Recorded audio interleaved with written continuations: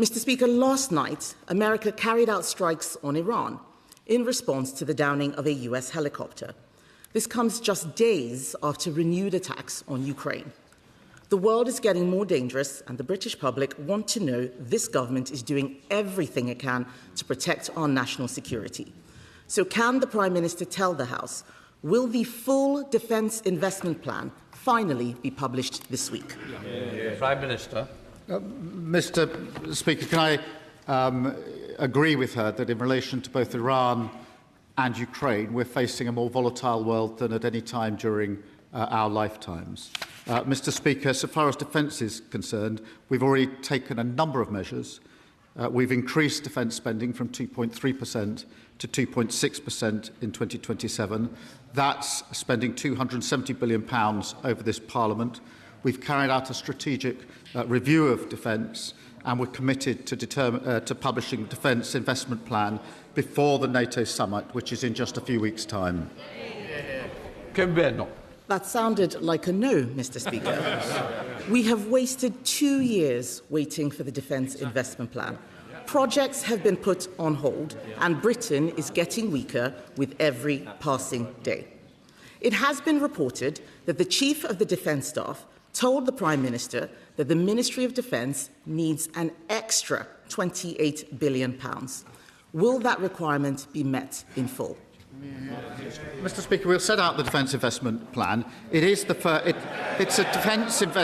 a 10-year plan, and it's the first line-by-line review of defence budgets in 18 years. She's wrong to say it's been delayed by 2 years, Mr. Speaker.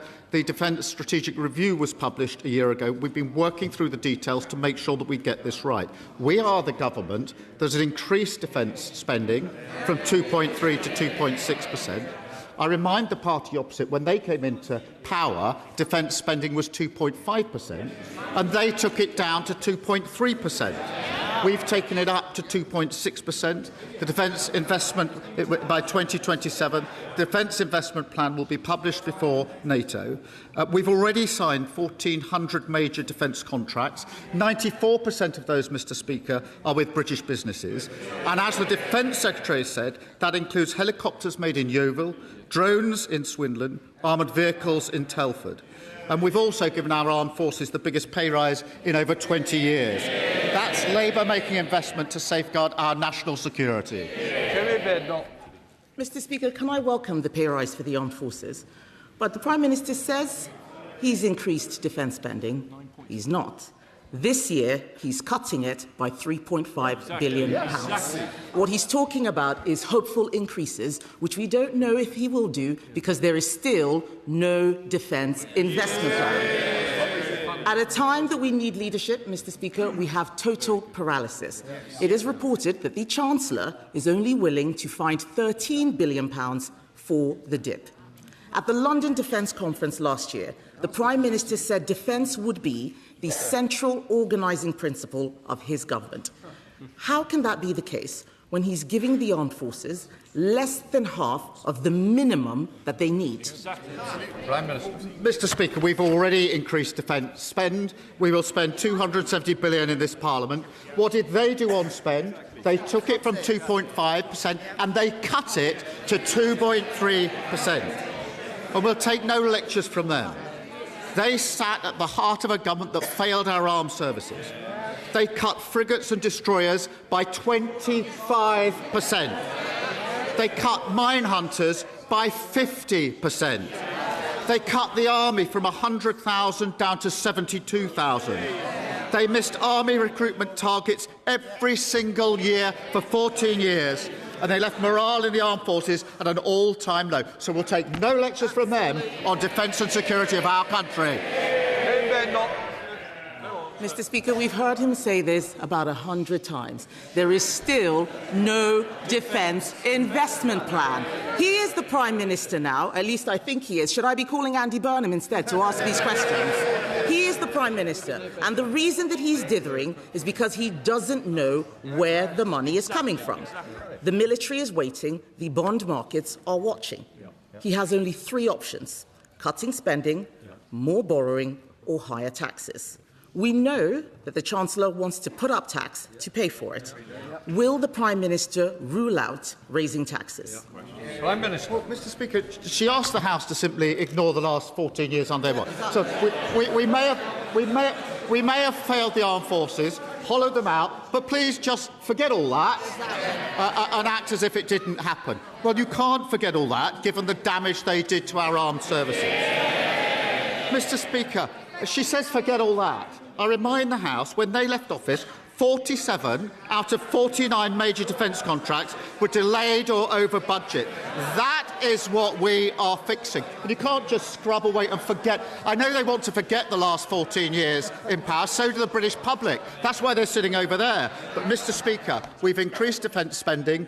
We are going to publish the Defence Investment Plan, and that will be done before the NATO summit coming up in just a few weeks' time. Mr. Speaker, I remember when the last government led Europe when we were fighting the war in Ukraine. When Russia invaded, we were ready. We supplied Ukraine with munitions. We increased defence spending. But I wasn't asking him about our record. I asked him if he would rule out tax rises. He did not rule out raising taxes, so tax rises are coming. He can't borrow more because the markets have no confidence in him.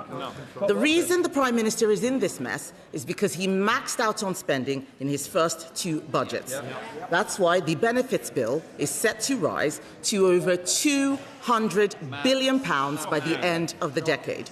He has things the wrong way round, Mr. Speaker. He has a benefits plan until 2031, but no defence investment plan. Why not just cut welfare? Mr. Speaker, she talks of leading the way on Ukraine, and I did pay tribute and do to what the last government did on Ukraine, and we stood with them. We continue to lead the way because it's the United Kingdom and France that are leading the coalition of the willing that have got the military plans together for security guarantees in Ukraine. Equally in Iran, Mr. Speaker, it is the UK government and the French government that have put together the coalition for the reassurance military plans as soon as the Strait of Hormuz is open. That is what we're doing to lead. But, Mr. Speaker, we are not going to take lectures on defence from the party opposite after what they did to the armed forces, and nor are we going to take lectures on the economy, which they crashed and we've had to pick up. Kemi Badenoch. Come on. Mr. Speaker, at a time of increased global instability and tension, war in Europe and the Middle East, he is paralysed, giving the armed forces less than half of the minimum that they need. Tony Blair says cut welfare for defence. Lord Robertson, former NATO Secretary-General, he's one of them, says cut welfare for defence. We all know why he won't cut welfare. It's because he is too weak. Too weak to make a decision, too weak to face down his backbenchers and cut benefits, too weak to stand up for our national security. As the sun sets on his premiership, he is scrabbling around for a legacy. But isn't it the case, Mr. Speaker, that the real legacy will be a bloated welfare state and a weaker armed forces? Mr. Speaker, when they were in office, they didn't reform welfare or invest in our armed services. So the very choice she puts up, they did. Defence spending went down.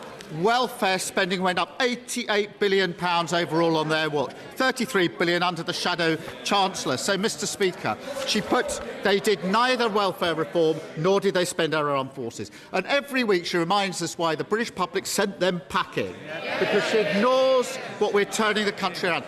Growth is up. She doesn't want to talk about that. Interest rates are down. She doesn't want to talk about that. Immigration is down after she cheerleaded for it to go up, and the NHS waiting lists have coming down to the fastest rate for 17 years. I'm going to keep fighting for the people who elected a Labour government and sent us here 2 years ago. People who want to live in a safer world.